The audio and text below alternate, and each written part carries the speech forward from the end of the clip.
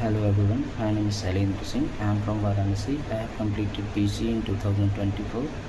After this, I was searching for a job, so I got to know about Evision and I enrolled in 45 days on-job training program where I learned CompTIA and Plus, virtualization, Windows administration, Windows Server, CCNA, ITIL, Linux, and after completion of this course, I got job offers from two different companies. First one is DCM Infotech, and the other company is Teams Computer. And I would like to thanks to Priya ma'am, Amit sir, Ganesh sir, and Sati ma'am.